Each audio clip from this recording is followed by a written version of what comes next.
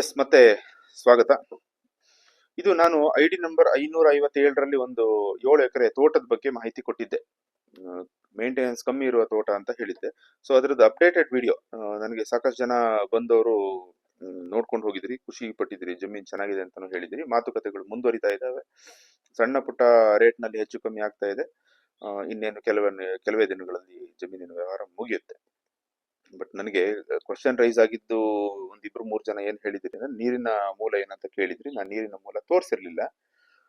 ಒಂದು ಸರ್ಕಾರಿ ಕೆರೆ ಇದೆ, 2.5 ಎಕರೆ ದೊಡ್ಡದ, 2.5 ಎಕರೆ ಅಷ್ಟು ದೊಡ್ಡದು ಒಂದು ಸರ್ಕಾರಿ ಕೆರೆ ಇದೆ. ಪ್ಲಸ್ ಈ ಜಮೀನಿನಲ್ಲಿ ಸಣ್ಣ ಪುಟ್ಟದ ಒಂದು 2-3 ಕೆರೆಗಳು ಕೂಡ ಇದಾವೆ. ಇದು ನೀರಿನ ಮೂಲ. ಕೆರೆಯ ಪಕ್ಕದಲ್ಲಿ ಒಂದು ಬಾವಿ ತೋಡ್ಸ್ಕೊಂಡ್ರೆ ಇನ್ನು ಸಾಕಷ್ಟು ನೀರು ಬೇಕಾ ಸ್ಟೋರೇಜ್ ಮಾಡ್ಕೊಳ್ಬಹುದು.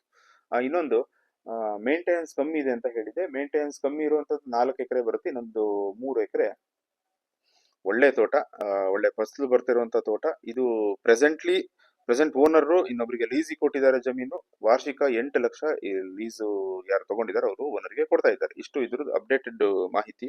ವಿಡಿಯೋ ನೋಡ್ಕೊಂಡು ಬರೋಣ. ಅದೇ ನಾನು ವಿಡಿಯೋ ಯಾವಾಗ ಯೂಟ್ಯೂಬ್ ಅಂತ ಒಂದು ಚಾನಲ್ ಓಪನ್ ಮಾಡಿದೆ, ಯೂಟ್ಯೂಬ್ ನಲ್ಲಿ ನನ್ನ ಸ್ನೇಹಿತರೊಬ್ರು ಯಾವಾಗ್ಲೂ ನನ್ನ ಎಲ್ಲಾ ವಿಡಿಯೋಗೂ ಒಂದು ನೋಡಿ ಫೋನ್ ಮಾಡ್ತಾರೆ. ಪೋಲೆಂಡ್ ನಿಂದ ಫೋನ್ ಮಾಡ್ತಾರೆ. ಪೋಲೆಂಡ್ ಅಲ್ಲಿ ಇರೋದವರು ಅನಿಮೇಶ್ ರಾಯ್ ಅಂತ ಆರ್ಟಿಸ್ಟ್, ತುಂಬಾ ಚೆನ್ನಾಗಿ ಆರ್ಟ್ಗಳನ್ನ ಮಾಡ್ತಾರೆ. ಅವರು ಸಜೆಷನ್ ಕೊಟ್ಟಿದ್ರು ನನಗೆ, ಈ ವಿಡಿಯೋಗೆ ಬ್ಯಾಕ್ ಗ್ರೌಂಡ್ ಮ್ಯೂಸಿಕ್ ಎಲ್ಲ ಹಾಕ್ಬೇಡಿ, ಕೇಳಲಿಕ್ಕೆ ಚೆನ್ನಾಗಿರೋದಿಲ್ಲ ಅಂತ.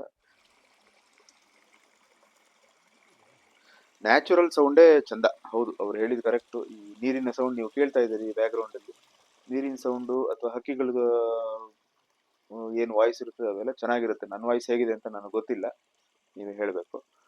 ಇದು 3 ಎಕರೆ ಚೆನ್ನಾಗಿರೋ ತೋಟ ಅಂತ ನಾನೇನು ಹೇಳಿದೆ, ಅದು ಈ ಭಾಗದಲ್ಲಿ ನೀವು ವಿಡಿಯೋದಲ್ಲಿ ಕಾಣ್ತಾ ಇರುವಂತದ್ದು 3 ಎಕರೆ.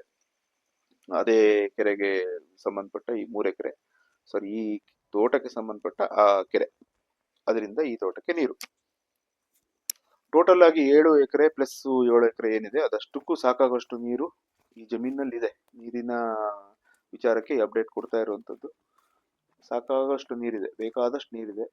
ಇನ್ನೇನು ಬಾವಿ ಅಥವಾ ಬೋರ್ವೆಲ್ ತೋಡೋ ಅಗತ್ಯ ಬೀಳೋದಿಲ್ಲ. ವಾಟರ್ ಮ್ಯಾನೇಜ್ಮೆಂಟ್ ಚೆನ್ನಾಗಿ ಮಾಡ್ಕೊಂಡ್ರೆ ಸಾಕು. ಎಲ್ಲ ಕಡೆ ಅಂಡರ್ಗ್ರೌಂಡ್ ಪೈಪ್ ಲೈನ್ ಇದೆ, ಸ್ಪ್ರಿಂಕ್ಲರ್ ವ್ಯವಸ್ಥೆ ಇದೆ, ಎಲ್ಲಾ ಕಡೆನೂ ಇದೆ. ನೀವು ಹೊಸದಾಗಿ ಮಾಡುವಂತದ್ದು ಏನಿಲ್ಲ. ಇರೋ ಗಿಡಗಳು ಹೋಗಿದ್ದ ಜಾಗದಲ್ಲಿ ಹೊಸದಾಗಿ ಗಿಡ ನೆಡ್ಲಿಕ್ಕೆ ಅವಕಾಶ ಇದೆ, ನೆಡ್ಕೊಳ್ಬಹುದು. ಈ ತೋಟದಲ್ಲಿ ಕಾಫಿ ಗಿಡಗಳು ಕೂಡ ಕೊಡಬಹುದು. ಇದು ಇನ್ನೊಂದು ಕೆರೆ, ಇದೇ ಕೆರೆಯಲ್ಲಿ ಮೋಟರ್ ಕೂಡ ಇಟ್ಟಿದ್ದಾರೆ, ನೀವು ನೋಡಬಹುದು, ಡೀಸೆಲ್ ಮೋಟರ್. ಅಲ್ಲಿಗೆ 3 ಕೆರೆಗಳಿದಾವೆ. ಒಟ್ಟು 15 ಎಕರೆ ಬೌಂಡ್ರಿ ಕವರ್ ಮಾಡಲಿಕ್ಕೆ 3 ಕೆರೆಗಳು ಸಾಕು. ಸಾಕಷ್ಟು ನೀರಿದೆ, ತಳತಂಪಿನ ತೋಟ, ನೀರಾವರಿ ವ್ಯವಸ್ಥೆಗೆ ಪೈಪ್ ಲೈನ್ ಮಾಡಿದ್ದಾರೆ. ಈಗ ಹೊಸದಾಗಿ ಏನ್ ಮಾಡ್ಬೇಕು ತಗೊಂಡವರು ಅಂತಂದ್ರೆ, ಇರೋ ಗಿಡಗಳಿಗೆ ಗೊಬ್ಬರ, ಮಣ್ಣು ಬೇಸಾಯ ಮಾಡಬಹುದು, ತೋಟ ಇಂಪ್ರೂವ್ ಮಾಡಬಹುದು ಅಷ್ಟೇ. ನಾನು ಹೇಳೋದು ನೀರು ಮಣ್ಣು ಚೆನ್ನಾಗಿದ್ರೆ, ಮಣ್ಣು ಅಂತ ಹೇಳ್ತೀನಿ ನೋಡಿ, ಬೇಸಾಯಕ್ಕೆ ಮಣ್ಣೇ ಸಿಗೋದಿಲ್ಲ ಈಗಿನ ಕಾಲದಲ್ಲಿ. ಫಾರೆಸ್ಟ್ ಲ್ಯಾಂಡ್ ನಲ್ಲಿ ಮಣ್ಣು ತಗೊಂಡು ಹೋಗ್ಲಿಕ್ಕಿಲ್ಲ, ಒಣಗಿರೋ ಎಲೆ ತಗೊಂಡು ಹೋಗ್ಲಿಕ್ಕಿಲ್ಲ, ಹೊಸ ಕಾನೂನುಗಳಿದಾವೆ. ಇದರಲ್ಲಿ ನೀವು ಮಣ್ಣಿಗೂ ವ್ಯವಸ್ಥೆ ಇದೆ, ಬೇಕಾದಷ್ಟು ಮಣ್ಣು ಸಿಗುತ್ತೆ. ಪ್ಲಸ್ ನಿಮ್ಗೆ ಸ್ವಂತ ಜಾಗದಲ್ಲಿ ಕೆರೆಗಳಿದ್ದಾವೆ, ಬೋರ್ವೆಲ್ ತೋಡುವ ಅಗತ್ಯ ಇಲ್ಲ. ನೋಡಿ, ಎಲ್ಲ ಪೈಪ್ ಲೈನು ಚಾಲ್ತಿಲಿದೆ. ಹೋದ ವರ್ಷ ಕೂಡ ನೀರು ಹೊಡೆದಿದ್ದಾರೆ. ತುಂಬಾ ಚೆನ್ನಾಗಿ ಮೇಂಟೈನ್ ಮಾಡಿಲ್ಲ ಅಷ್ಟೇ. ಇನ್ನು ಚೆನ್ನಾಗಿ ಮೇಂಟೈನ್ ಮಾಡಿದ್ರೆ ಇನ್ನು ಒಳ್ಳೆ ಫಸಲು ಬರ್ತಾ ಇತ್ತು.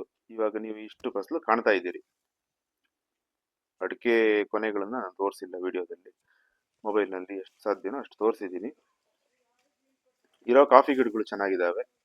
ಹಳೆಯ 4 ಎಕರೆ ತೋಟದಲ್ಲಿ ಸ್ವಲ್ಪ ಕಸಿ ಮಾಡ್ಕೊಂಡ್ರೆ, ಬಡ್ಡೆ ಕಸಿ ಅಂತ ನಾನು ಹಳೆ ವಿಡಿಯೋದಲ್ಲಿ ಹೇಳಿದ್ದೀನಿ, ಅದನ್ನು ಮಾಡ್ಕೊಂಡ್ರೆ ಇರೋ ಗಿಡಗಳನ್ನು ಉಳಿಸ್ಕೊಂಡು ಇನ್ನೊಂದು 4-6 ವರ್ಷದಲ್ಲಿ ಅದರಲ್ಲೂ ಒಳ್ಳೆ ಫಸಲು ತೆಗಿಬಹುದು.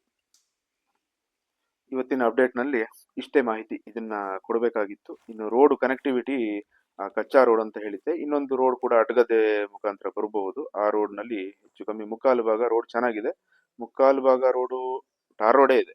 ಇನ್ನೊಂದು ಸ್ವಲ್ಪ ದೂರ ಮಣ್ ರೋಡ್ ಇದೆ, ಅದು ಕೂಡ ಇನ್ನು ಮುಂದಕ್ಕೆ ಜಲ್ಲಿ ರಸ್ತೆ ಆಗಬಹುದು, ಆದ್ರೂ ಆಗ್ಬಹುದು, ಇಲ್ಲ ಅಂದ್ರೂ ಇಲ್ಲ.